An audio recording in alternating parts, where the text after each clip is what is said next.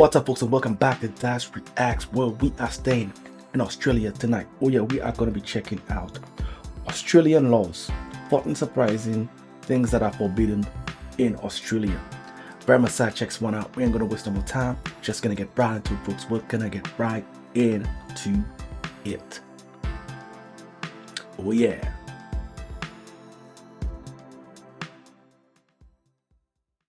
The first law that really surprised me the first time I heard about it is that it's actually illegal to be in possession of more than 50 kilograms of potatoes. According to my research, I read in the comment section, I haven't checked it out myself, but someone said this was an old law. It's not something that is current, as far as I understood. But I'm going to have to double check that because this is the second time someone is saying that. So I want to confirm that myself, but to me this is outdated as far as I know. Western Australia, it is against the law to possess more than 50 kilograms of potatoes unless you're a commercial seller. And apparently this law dates back to the 1940s when there were concerns about protecting local potato growers. And if they catch you holding more than 50 kilograms of potatoes, you can actually get fined up to 2,000 Australian dollars. And not only this, in addition to the fines, they're also going to charge you up to twice the value of the potatoes. This is a crazy law. If you have a bit more knowledge about this, or if you want to tell us about the history of this, please leave a comment below. It's interesting. I had never heard of a country actually having laws around holding potatoes. The second law in our list is driving with a pet in your lap. And of course this makes sense, right? Because it is potentially harmful for the animal. It's dangerous for yourself as well because it can block your view. If you stop suddenly, the animal will fly through the windshield. Of course, it does make sense, but it is interesting that it's actually a law. So if you have a pet, make sure that you don't have them on your lap. I'm not sure what other countries have this, probably many, but yeah, it's just surprising. And you may want to know that breaking this law can actually get you a fine of up to 200 Australian dollars plus a few demerit points. So be very careful. If you have a pet, don't put it in your lap. It can cause you a lot of trouble. Another law that really surprised me is the fact that it is illegal to offer a reward, no questions asked, for the return of stolen property. So basically, if you lost a pet again, or if you lost something, it is illegal for you to say, please return the object or the pet back and I'll give you a reward, or I'll pay you something, or I won't ask any questions about it. Because this basically means that you are letting someone to get away with something, or you're letting a thief off the hook. And based on my research, this law is mainly in South Australia and Tasmania. I'm not sure about other states. Let me know in the comments below if you know more about this. And also the fines can go up to 500 Australian dollars. So be careful if you lose something, or if you're trying to get something back when you're advertising this, because you can get in a lot of trouble. Another law that really surprised me is the fact that you can't set off fireworks on your own. It is forbidden to actually have private displays of fireworks, and the fines can go up to... This is outright dangerous, and it can be a hazard to not the people that are in the vicinity, but to the neighbors and people that are, passers by and all that stuff. This is a very dangerous undertaking and should be done by professional people.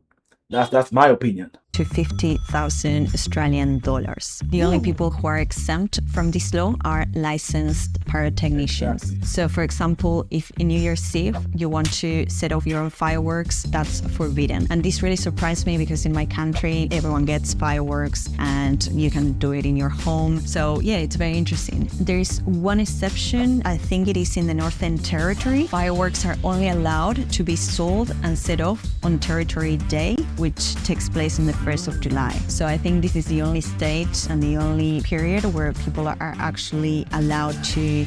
Where the bad folks go and they die, they don't go to heaven where the angels fly. Go to a lake of fire and fry.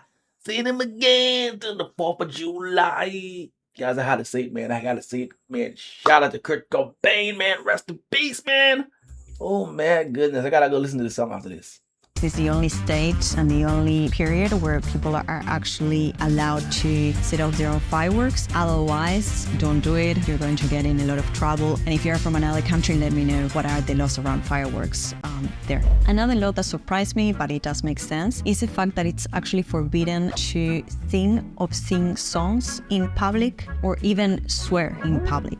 And of course, it does make sense. No one likes someone insulting on the street or in public. But I don't think it is illegal in my country. Perhaps it should be. But it is interesting that this is actually an offense and you can get fined for doing so. And another funny thing within this law is that streaking across a sporting field during a sports event is also considered an offense. It can also include singing a rude song or a song that has insulting language. I don't know if this is actually applied because I've seen perhaps strikes or protests on the street and perhaps people swearing, etc., and nothing happens. Yeah, I'm not sure how it works in that sense, but yeah, if you have more information, leave a comment.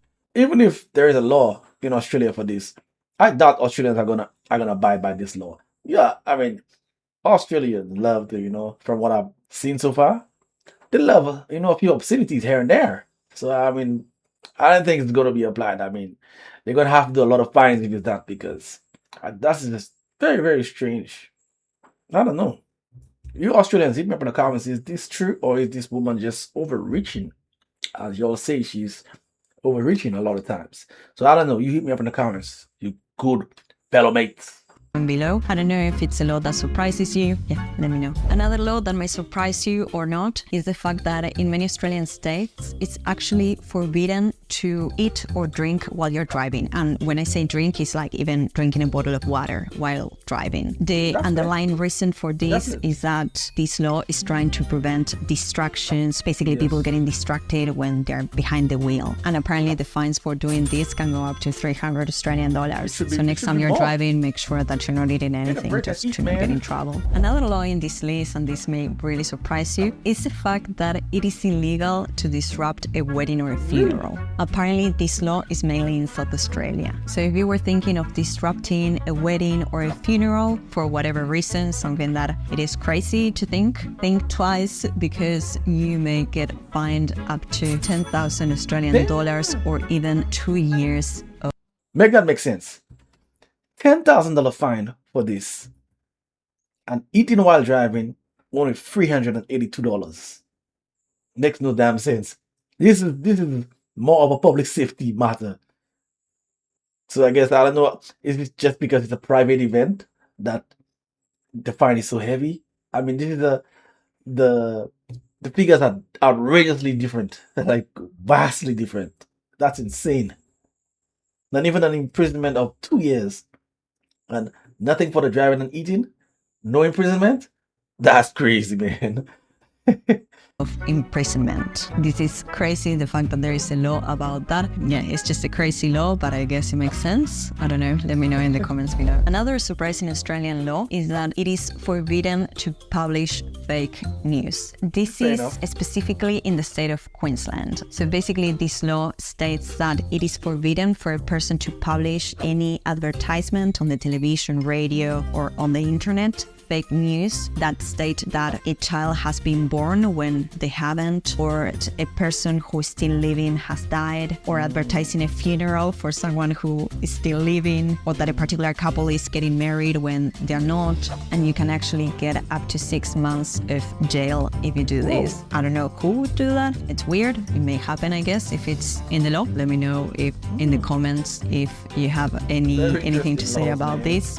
It's interesting. Another law that really surprised me, but when I think about it, it does make sense, is the fact that solariums or tanning beds here in Australia are forbidden. And this law, I think, came into effect in 2015. And this is basically because tanning beds actually increase the likelihood of getting skin cancer, especially already Australians are exposed to high UV levels. So it does make sense, although I do think it's still allowed for private use. But yeah, it's interesting. In my country, tanning beds, from what I remember, they're still allowed. If you're from a different country, let us know what's the case. Yeah, it's interesting, and I was actually very surprised by the fact that tanning beds are not allowed here in Australia. Another law that's very surprising, and I've mentioned this in other videos, is the fact that you can get very hefty fines for putting your feet on public transport seat. And again, I do think that this is common sense. It's not polite to put your dirty feet on the public transport seat where other people are going to sit. But it did surprise me because I hadn't seen in other parts of the world this being something that's an offense and where you can actually get fined for it. And if you're wondering, these fines can go up to 288 Australian dollars. So yeah, be careful about it. I know many people, perhaps they are tired and they do it unintentionally. And I've actually seen it happening. I've seen people put in the feet and the inspector coming and actually trying to find them. It's interesting. Another thing that really surprised me is the fact that it's forbidden to fish without a license. Of course, as I said before, this will vary according to the state where you are living in. So make sure you read the laws first. But for example, in New South Wales or in Victoria, you do need a license for recreational fishing or to pay a fee. And if you don't pay this fee, basically this is considered an offense. And in specific areas, depending on where you're fishing,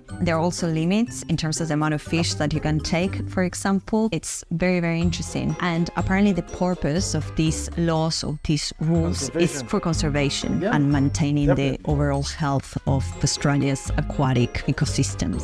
So yeah, it's very interesting because in my country, I don't think you need a license for recreational fishing. At least when I was a kid, I would go with my dad fishing and I don't think he needed a license for doing that. So yeah, it's interesting, but I do think that it does make a lot of sense. And another thing that really surprised me, and I really like this law, is everything that relates to noise violations. Again, this will vary according to the state where you're living in. But for example, here in the state of Victoria, we have the Environment Protection Act. I think out of all, this is my favorite. I mean, where I'm from, where I live, the noise pollution is ridiculous, man. And guys, you guys don't hear the noises at times, especially when I'm doing my reactions during the day, man. This one there, I ain't got any problem with that. And those who have problems, you gotta look at them a little side eye because they're probably the ones doing all that noise pollution, which states that it is an offense to make excessive noise in specific time periods. So for example, before 10 a.m. or after 10 p.m., you can't use your vacuum cleaner, or you can't turn the aircon on, or you can't use power tools. So yeah, it's interesting because again, I don't think that's the case in my country. Let me know if it's common in yours. And I guess I love it because it kind of shows a culture of respect for others, your neighbors. Yeah, it's something that I do appreciate a lot. Another law or offense that caught my attention is the fact that it is forbidden to have your dog unleashed in public areas. So basically, if you're walking your dog down the street or you go to a park, you can only have him off leash in specific designated areas. So you may come across, and this is very common here in Australia, dedicated dog parks. In these instances, you can have your dog off leash, but otherwise you do have to put a lead on your dog. And the reason for this, of course, again, it's common sense, I guess, is that if you have a dog off leash, they may attack other dogs or even native species as well. So basically it's a measure that tries to protect, again, the environment where we're living and our ecosystems, etc. So if you have a pet when you're here in Australia, highly recommend following the rules depending on the state where you're living in. Another law that surprised me relates to drinking alcohol on the beach. And this is because most beaches here in Australia are actually alcohol-free zones, meaning that you can get in real trouble if you're at the beach drinking a bottle of wine and a cop catches you doing so. Again, these laws will vary according to the state where you're living in or even your local council. So I highly recommend reading the signs at the beach so you're aware of what you're allowed to do and what you're not allowed to do. For example, I think I'm gonna have a problem with that one, man. Sometimes I don't want to get in the water at all. I don't really like the water, the sea water. But I like this, the fresh breeze and just seeing the ocean and, you know, the landscape that's in the distance and not being able to have a little drink. I'm not going in the water drinking, but I'm just having a drink, watching and observing the whole scenery. I mean, I take pleasure in doing that. So I'm gonna have a problem with not being able to do that. Whatever beach that, you know, has those strict laws, I think I'm gonna pass on it, you know. Well, according to my research, it is an offense in Western Australia for people of any age to drink alcohol in public. And this includes the street, the park, or the beach. You can actually get fined up to $200 Australian. So again, be mindful of this and be aware of the laws in your area. I ain't gonna lie, there were many interesting laws right there. And some, I think, are not, they're not up to date, because I don't think the potato thing is something that is even there anymore. As far as someone told me, I haven't checked it out myself, but I would assume this is something that is not there anymore. And if it is, I mean, I don't even know what to say if it is. Still, not being able to drink at the beach, I'm gonna have a problem with that. Not that I go on the beach all the time, but you know, sometimes I go there, I take a little, it's more for relaxation to see and just enjoying the scenery, because I'm not a fan of sea water. But not being able to do that, and you could get yourself in trouble.